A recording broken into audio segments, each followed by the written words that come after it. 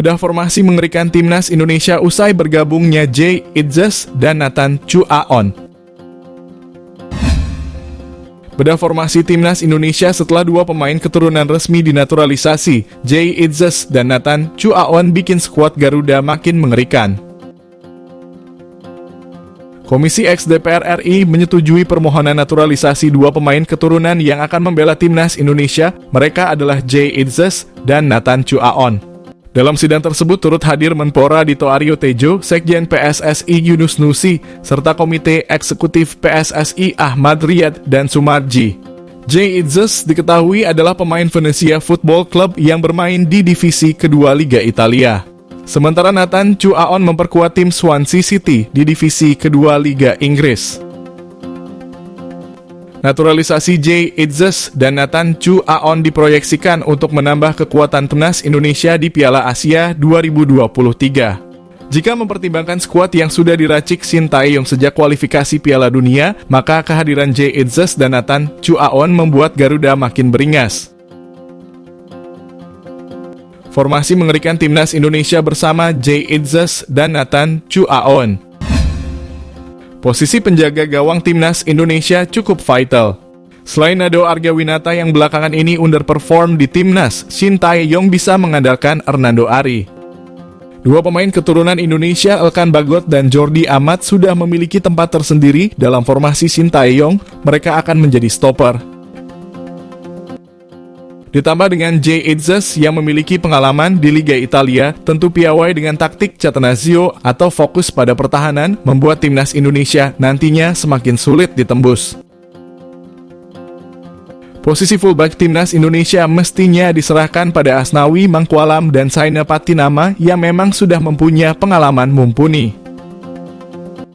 Trio pemain keturunan lagi-lagi akan mewarnai lini tengah timnas, yakni Sandy Walsh, Mark Klok, dan Ivar Jenner.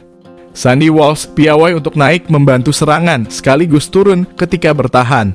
Mark Klok tipikal pembagi bola yang sangat akurat, sedangkan Ivar Jenner bisa membantu lini serang. Posisi striker Nathan Chuaon Ramadan Sananta.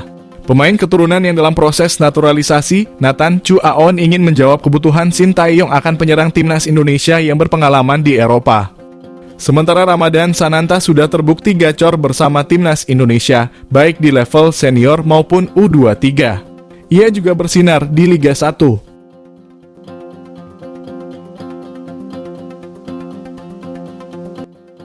Justin Hubner diambil sumpah jadi pemain naturalisasi timnas Indonesia.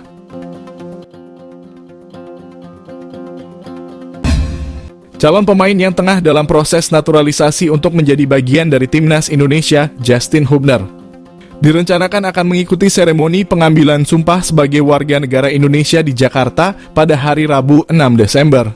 Sekretaris Jenderal PSSI Yunus Nusi mengungkapkan bahwa Hubner dijadwalkan tiba di Jakarta pada hari Selasa 5 Desember dan setelah beristirahat sehari, pemain Wolverhampton Wanderers ini akan melalui proses sumpah WNI. Setelah lebih dari 6 bulan tanpa tindakan, PSSI akhirnya memutuskan untuk melanjutkan proses naturalisasi Hubner. Erick Thohir menyebut bahwa Hubner memiliki niat kuat untuk berkontribusi bersama timnas Indonesia.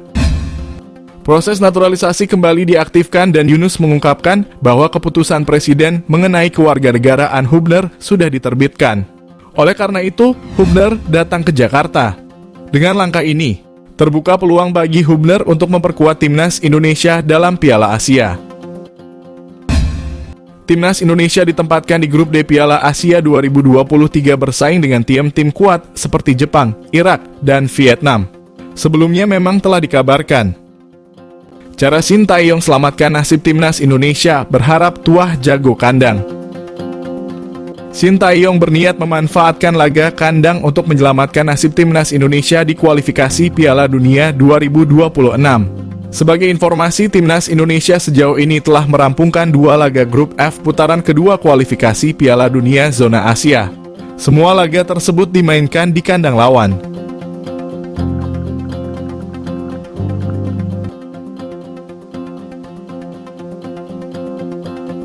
Terkait hasil performa timnas Indonesia jauh dari kata memuaskan.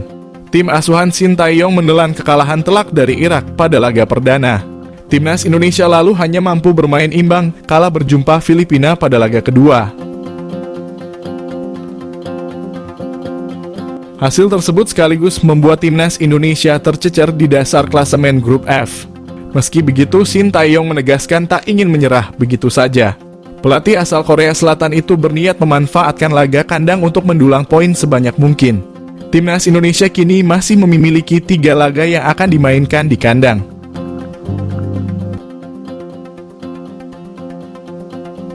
Bila mampu menyapu bersih semua laga tersebut dengan kemenangan, tak menutup kemungkinan Timnas Indonesia dapat melaju ke putaran ketiga kualifikasi Piala Dunia 2026. Sementara itu, Sintayong sendiri memiliki catatan impresif ketika bermain di Indonesia.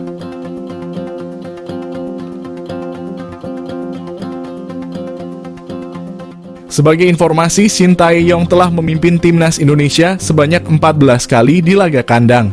Dari 14 penampilan itu, Timnas Indonesia meraih 8 kemenangan, 5 seri, dan 1 kali kalah. Satu-satunya kekalahan Timnas Indonesia yakni saat melawan Argentina pada bulan Juni lalu. Kala itu, Timnas Indonesia menyerah dari Argentina dengan skor 0-2 di Stadion Utama Gelora Bung Karno, Jakarta pada Senin Juni 2023 lalu.